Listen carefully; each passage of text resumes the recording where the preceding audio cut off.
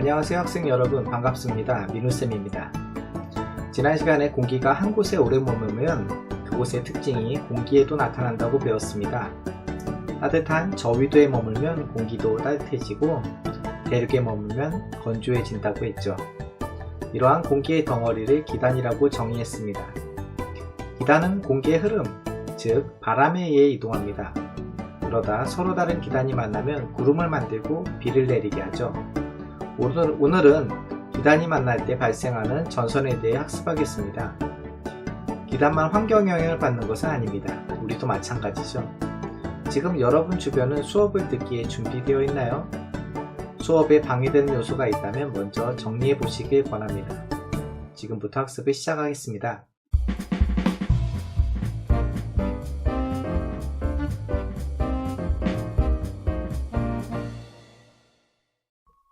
성질이 서로 다른 기단이 만나면 어떤 현상이 나타날까요? 먼저 지난 시간에 배웠던 기단에 대해서 잠깐 정리해 보도록 하죠. 공기의 덩어리인 기단은 위치에 따라 성질이 각각 달라지는 것을 볼 수 있었습니다. 우선 우리나라에 영향을 미치는 기단은 4개가 있는데요. 대표적으로 시베리아 기단, 오호츠크의 기단, 양쯔강 기단, 북태평양 기단이 있습니다. 봄과 가을에는 양쯔강 기단이 주로 영향을 미친다고 했었죠. 이 양쯔강 기단은 기온이 높고 습도는 낮습니다. 기온이 높은 이유는 우선 아래쪽인 저위도 쪽에서 위치하게 되고요. 또한 대륙에 위치해서 습도는 낮게 되는 것이었습니다. 오호츠크의 기단은 고위도에 위치해서 기온이 낮습니다.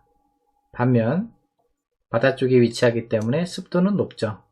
보통 초여름에 우리나라에 영향을 미치게 되고요. 초여름 동해안 쪽에 영향을 미쳐서 상대적으로 기온이 낮아지는 현상이 나타나게 됩니다.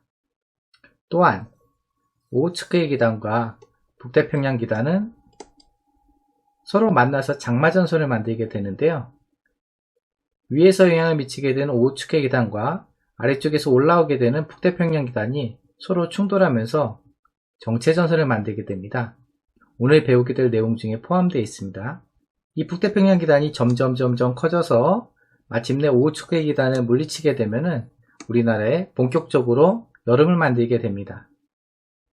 북태평양 기단의 특징은 저위도에서 만들어졌기 때문에 기온이 높고 습도도 높은 특징을 가지고 있습니다. 시베리아 기단은 고위도에 위치합니다. 즉 기온이 낮고요. 습도도 낮은 특징을 갖고 있습니다. 또한 대표적인 계절풍들을 만들게 되는데요. 북서쪽에서 불게 되는 북서계절풍에 영향을 미치게 됩니다. 반면에 여름철은 북태평양 기단에 의해서 남동계절풍이 불게 되는 것이죠. 오늘은 서로 다른 기단이 만났을 때 발생하게 되는 전선에 대해서 학습하려고 합니다. 전선의 형성 과정과 전선 주변의 날씨의 변화를 살펴보도록 하죠. 먼저 실험을 통해 전선의 형성 과정을 설명해 보도록 하겠습니다. 영상 먼저 보도록 하겠습니다.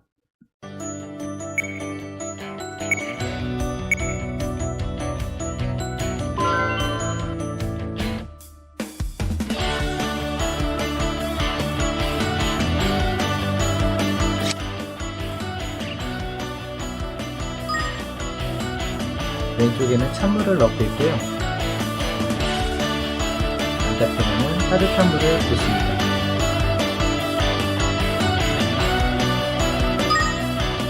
물은 원래 투명하기 때문에 색깔로 구별하고 있습니다.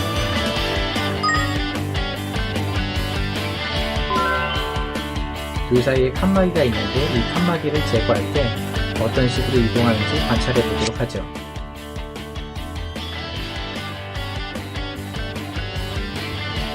찬물은 아래쪽에 깔리는 것을 볼 수 있고요. 따뜻한 물은 위쪽에 있는 것을 볼 수 있습니다.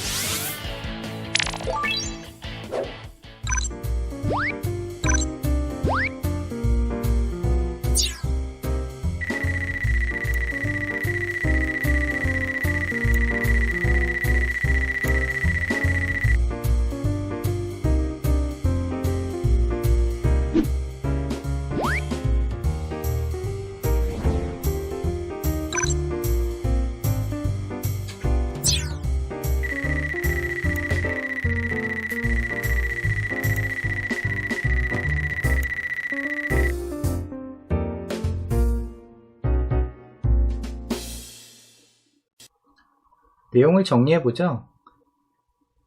두 개의 비커에 각각 따뜻한 물과 찬물을 넣고 따뜻한 물에는 빨간 잉크, 찬물에는 파란색 잉크를 떨어뜨려서 색으로 구별하게 만들었습니다. 그리고 칸막이가 있는 수조에 각각 집어넣어봤죠. 자, 이제 칸막이를 제거하고 물의 움직임을 관찰해 보도록 합시다. 그림과 같이 경계면이 형성되는 것을 볼 수 있습니다. 왜 이런 일이 발생할까요? 찬물은 무거운 물입니다. 상대적으로 밀도가 크기 때문에 아래쪽으로 깔리게 되죠. 반면에 따뜻한 물은 밀도가 작아서 위쪽으로 뜨게 되는 것입니다. 이렇게 되면서 찬물이 따뜻한 물 아래로 자연스럽게 스며드는 것을 볼 수가 있게 되겠고요. 따뜻한 물은 그 위로 올라가게 되는 것을 볼 수 있습니다. 이때 층이 만들어지게 되는데요. 이 부분이 경계면으로 나타나게 되는 것입니다. 공기도 마찬가지입니다. 찬 공기와 따뜻한 공기가 만나게 되면 이런 층이 만들어지게 되는데요. 이 부분은 우리는 전선면이라고 정의하게 될 거고요. 그리고 이 전선면과 지표면이 닿는 부분을 전선이라고 얘기하게 됩니다. 따뜻한 기단과 차가운 기단이 만나면 어떻게 될까 설명해 보라고 되어 있죠. 우리는 기단 대신 물을 통해서 먼저 실험을 해본 것입니다. 따뜻한 물과 찬물이 만났을 때 어떤 일이 발생했나요? 두 물이 섞이게 되는데요. 이때 차가운 물은 아래쪽으로 배치가 되고 따뜻한 물은 위쪽으로 배치되면서 자연스럽게 온도가 맞춰지는 것을 볼 수 있었습니다. 공기도 마찬가지입니다. 무거운 차가운 공기가 아래쪽으로 깔리게 되고요. 따뜻한 공기는 위쪽으로 올라가게 되면서 안정된 층이 만들어지게 되는 것이죠. 만약에 따뜻한 공기가 아래쪽에 차가운 공기가 위쪽에 있다고 하면은 불안정하기 때문에 대류 현상이 발생하게 된다고 했었고요. 이 과정에서 구름이 생성되고 기상현상이 일어난다고도 앞에서 배웠었습니다.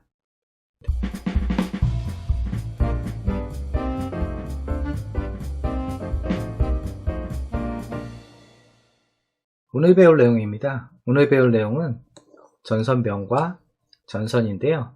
전선면이라고 하는 것은 서로 다른 두 개의 기단이 만났을 때 바로 섞이지 않고 생긴 경계면을 얘기하게 됩니다.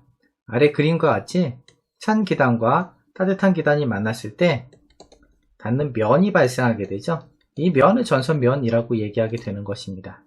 그리고 전선은 전선면과 지표면이 만나는 경계선으로 이렇게 표시하게 됩니다. 또한 이렇게 끝나는 것이 아니고요. 또한 원인이 되는 공기의 이동 방향을 전선에 표시하기도 합니다. 전선이 있고요.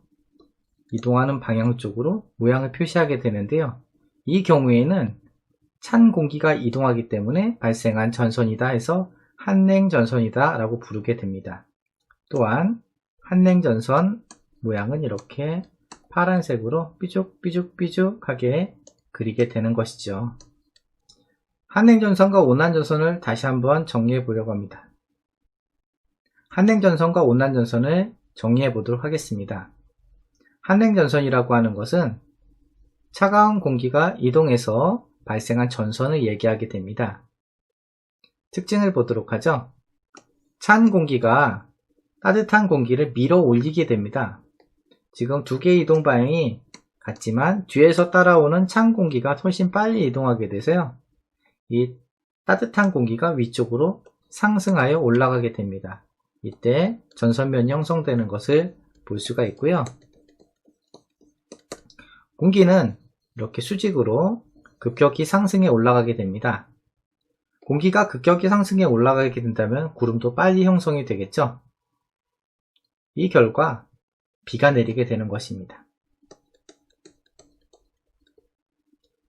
이렇게 뭉게뭉게 형성된 구름을 우리는 적운형 구름이다 라고 얘기하게 되는데요. 적운형이라고 하는 건 적운, 즉 모여있는 구름의 형태다 라고 얘기하게 되는 것이죠. 이런 적운형 구름의 특징은 소나기를 만들게 됩니다. 또한 뭉게뭉게 피어올랐기 때문에 비가 내리는 구역은 좁게 됩니다. 한냉전선 얘기 조금 더 해보도록 하죠. 뒤쪽에 찬 공기가 이동해서 형성된 전선이라고 했죠. 좀 전에 설명했듯이 전선면과 지면이 닿는 부분을 우리는 전선이라고 했었고요. 한냉전선은 찬 공기가 이동하는 방향으로 파란색 화살표를 그려주시면 되는 것입니다.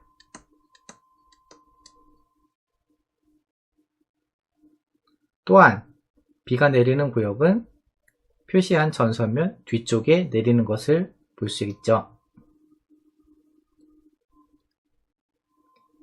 이번엔 온난전선입니다. 온난전선이라고 하는 것은 전선을 생기게 한 원인이 되는 공기가 따뜻한 공기다 라는 의미가 되죠. 온난이라고 하는 것은 따뜻한 의 의미가 있게 되는 것이죠. 온난이라고 하는 것은 따뜻하다 라는 의미입니다. 형성되는 과정을 보도록 하죠. 찬 공기와 따뜻한 공기가 이동하고 있습니다.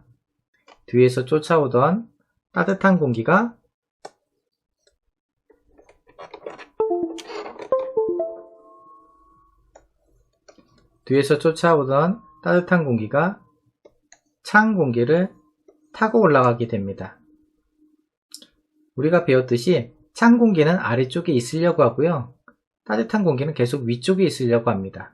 이러한 경우에는 안정된 전선이기 때문에 뒤에서 쫓아오는 따뜻한 공기가 찬 공기를 타고 서서히 올라간다고 생각하시면 좋겠습니다. 그래서 전선의 기울기가 완만하게 되는 것이죠. 이 완만한 전선면 위에 구름이 형성이 됩니다. 넓게 구름이 형성되어 있는 것을 볼 수 있고요. 이러한 형태의 구름을 우리는 층운형이라고 합니다. 여기서 층운형에서 층이라고 하는 것은 우리 계단 생각하셔도 좋고요. 얇은 층이 있다고 했을 때 그 층도 되는 것입니다. 펴져 있는 넓은 면이라고 얘기하면 되겠죠.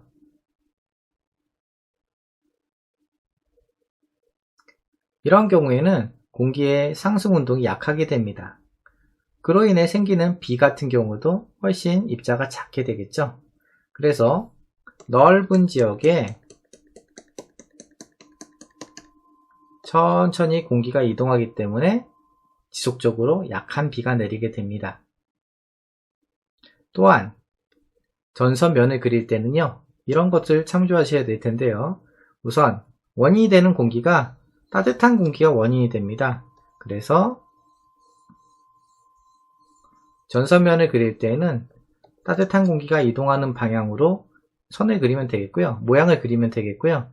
이때 온난전선은 이렇게 반원의 형태로 빨간색으로 진행 방향에 맞춰 그려주시면 되겠습니다. 한냉전선과 온난전선 서로 비교하실 수 있겠나요? 다시 한번 보죠. 한냉전선은 원인이 되는 공기가 찬 공기입니다. 찬 공기가 이동하는 방향으로 파란색 선을 그었죠. 파란색 선 앞에다가 진행 방향으로 뾰족하게 모양을 그린 것을 볼 수가 있습니다. 또한 찬 공기가 따뜻한 공기를 밀어 올리기 때문에 좁은 지역에 뭉게구름이 급격히 상승되는 것을 볼 수가 있겠고요. 이로 인해 입자가 큰 소나기가 좁은 지역에 걸쳐 내리게 됩니다. 또한 한냉전선에 의해서 생기는 비는 전선면 뒤에 내리는 것을 볼 수가 있네요. 반면에 온난전선은 따뜻한 공기에 의해서 생성된 전선이 됩니다. 이때 찬 공기를 자연스럽게 타고 올라가기 때문에 넓은 지역에 걸쳐서 층운형 구름이 형성되는 것을 볼 수 있네요. 비 역시도 전선면 앞쪽에 넓게 내리는 것을 볼 수가 있습니다. 또한 따뜻한 공기에 의해서 생성된 전선이기 때문에 보통 빨간색으로 표시하게 되고요. 앞쪽에는 라운드 형태로 둥글하게 모양을 그려서 구분하고 있습니다. 한냉전선과 온난전선 잘 구분되시나요? 그런데 이 한냉전선과 온난전선이 별개의 것이 아닙니다. 모양을 연결해서 보시면은 좀 더 이해가 될 텐데요.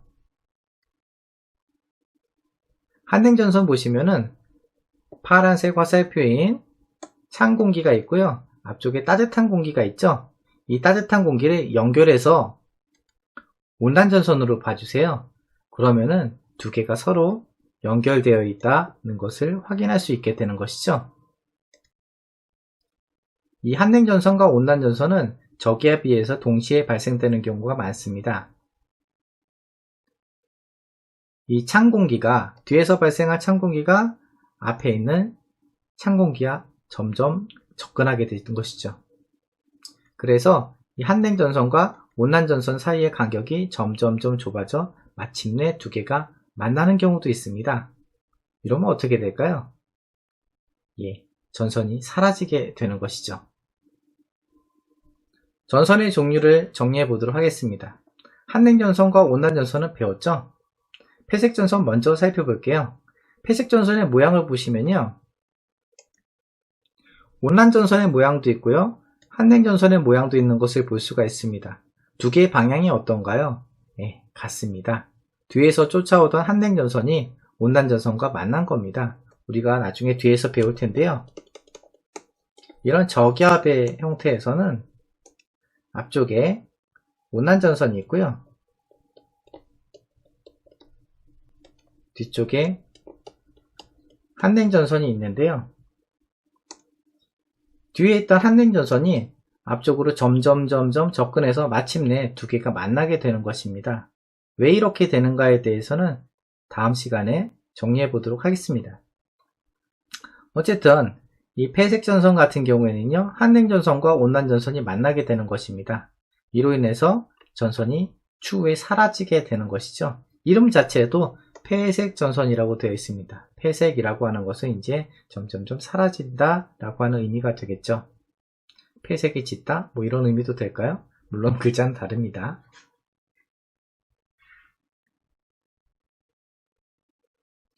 자, 그리고 그 밑에 보시면 네 번째 정체전선이 있습니다. 정체전선이라고 하는 건 우리 그 교통정체 이런 거 있잖아요. 머물러 있는 전선이 되는데요. 두 개의 모양을 보면은 좀 이해할 수 있습니다. 지금 온난전선은 위쪽으로 가고 있고요, 한냉전선은 아래로 가고 있습니다. 두 개가 서로 반대 방향으로 이동하고 있죠. 이렇게 세력이 비슷한 전선이 만나서 이동하지 않고 머물게 되는 전선은 우리는 정체전선이라고 하고요. 이 정체전선의 대표적인 예가 바로 장마전선이 됩니다. 자, 이렇게 네 가지 전선을 정리해 봤죠? 다시 한번 살펴보도록 하겠습니다.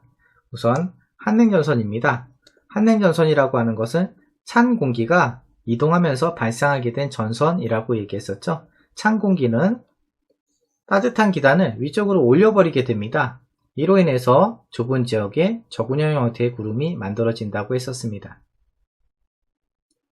온난전선입니다. 온난전선은 원인이 되는 공기가 따뜻한 공기입니다. 이 따뜻한 기단이 차가운 기단과 만나게 되면은 자연스럽게 타고 올라간다고 했었죠. 타고 올라가게 되면서 넓은 지역에 걸쳐서 충문형 구름이 형성이 되고요. 공기의 상승 기류가 약하기 때문에 그로 인해 발생한 물방울의 입자도 작다고 했었죠. 넓은 지역에 걸쳐서 보슬비가 내리게 됩니다. 또한 폐색전선은 뒤에서 쫓아온 한냉전선이 온난전선과 만나는 경우 두 개의 전선이 겹쳐서 점점 전선이 사라지게 되는 이런 경우가 되겠고요.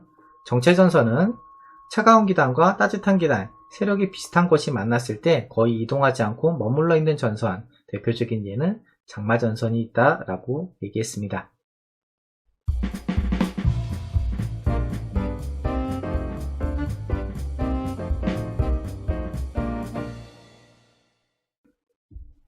문제를 풀면서 내용을 정리해 보도록 하죠. 우리나라의 초여름 나타나는 장마전선은 어떻게 형성이 되는지 설명해 보자 되어 있네요. 장마전선은 아까 우리 모양을 그렸듯이 온난전선과 한냉전선이 서로 만나서 머물러 있는 전선을 얘기한다 라고 했었죠. 이 경우 저위도에서 고온다습한 북태평양 기단과 고위도의 한냉다습한 오후츠크해 기단이 만나서 우리나라에 형성된 것을 얘기하게 됩니다. 성질이 다른 두 개의 기단이 만나 생기는 경계면, 뭐라고 했었죠? 전선면이라고 했었습니다. 또한 이 전선면이 지표면과 닿아 있는 부분을 우리는 전선이라고 얘기했었죠. 전선에 이름을 붙일 때는 어떤 공기가 이동해서 전선면이 생겼나를 찾아보면 된다고 했었는데요. 찬 공기가 이동해서 생긴 전선면, 이때는 한냉전선이라고 했었죠. 따뜻한 공기가 이동해서 생긴 전선면, 온난전선이라고 구분했습니다. 대륙에서 형성된 기단이 바다 위로 이동할 때 기단의 습도는 어떻게 될까 설명해 보라고 되어 있네요. 생성된 것은 대륙에서 형성이 됐습니다. 하지만 이 기단이 계속 머물러 있는 것은 아니죠. 바람의 이동에 따라서 전선도 이동하게 되는데요.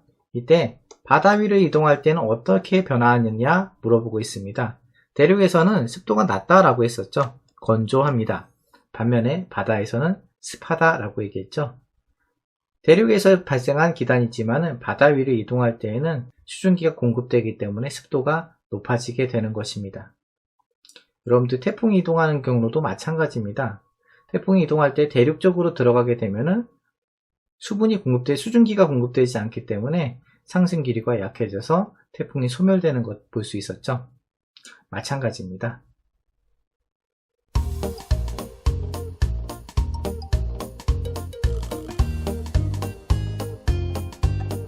오늘은 전선면과 전선에 대해서 주로 학습하였습니다. 그전 시간에는 기단에 대해서도 학습하였죠. 자, 이제는 지금까지 배웠던 내용들을 다 정리해서 일기도와 날씨에 대해서 배워보려고 합니다. 앞에서 학습하였던 내용들을 꼭 복습하시고 다음 시간에 보도록 하죠. 수고하셨습니다.